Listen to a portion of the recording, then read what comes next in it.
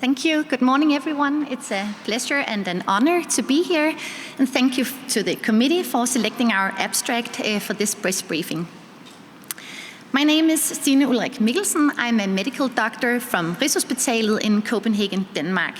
And on behalf of all the collaborators, I'll present the EVI-2 study, which is a randomized, placebo-controlled, double-blind phase 2 study of oral vitamin C in patients with low-risk myeloid cancers and the precursor condition clonal cytopenia of undetermined significance, which I will from now on refer to as CCUS.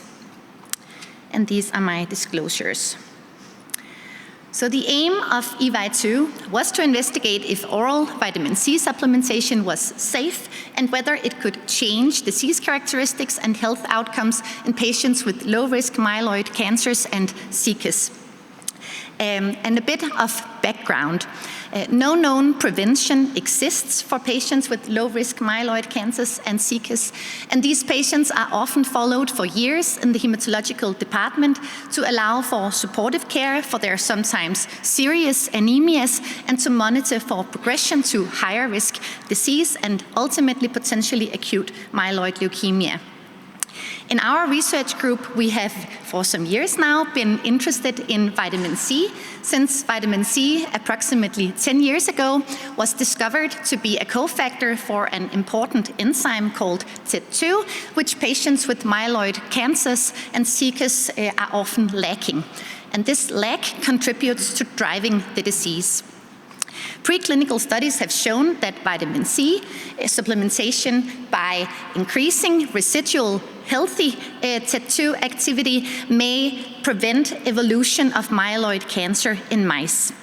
However, whether this approach also holds true in patients with myeloid cancers and CCUS has not been investigated until now. And therefore, we designed the EVI-2 study, which is an international, multi-center, randomized, placebo-controlled phase 2 study comparing oral vitamin C 1,000 milligrams daily for 12 months versus placebo in patients with low-risk myeloid cancers and CCUS. We enrolled 109 patients at 4 sites in Denmark and the United States from 2017 to 2022. The primary endpoint was the change in mutated clone size in bone marrow from inclusion to end of treatment. Key secondary endpoints included change in vitamin C concentration in blood plasma, safety, and overall survival. And all patients were followed from end of treatment till study termination. And now to the main results of the study. Vitamin C supplementation rapidly corrected vitamin C deficiency in all patients, and levels remained in the high end of the normal range during study treatment. In contrast, the placebo group showed no significant changes in vitamin C concentration. And importantly, this graph also shows that patients were compliant with the protocol in both treatment groups, even though the intervention was available to patients also in the placebo group as over-the-counter nutritional supplement in any supermarket. The data on the preliminary endpoint or on the primary endpoint are preliminary as analysis are ongoing, but so far we have observed no change in mean clone size or difference between the two treatment groups from inclusion to end of treatment. This was a surprising finding.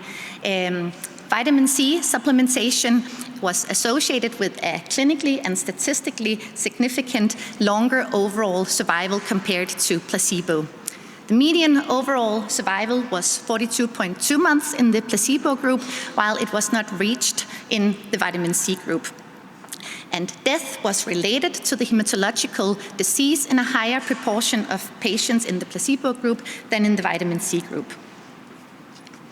So in conclusion, EVI-2 is the first study to report on vitamin C supplementation in patients with low-risk myeloid cancers and CCUS. We demonstrated that oral vitamin C effectively corrected vitamin C deficiency and was generally safe and well tolerated. Final data on the primary endpoint are pending, but so far we have observed no change or difference between treatment groups in clone size. Interestingly, we found that vitamin C treated patients had significantly longer overall survival compared to placebo. However, this should be interpreted with caution, as we cannot rule out the possibility that simple chance or an imbalance in baseline characteristics between the two treatment groups have impacted this secondary outcome in a relatively small clinical study like this. However, oral vitamin C supplementation, being an inexpensive, largely toxicity-free and readily available treatment, could be an attractive therapeutic approach in this patient category for whom treatment options are limited. And we have demonstrated that this warrants further investigation in a larger Phase III study. So with this, I would like to thank everyone for listening, and I'm happy to take any questions.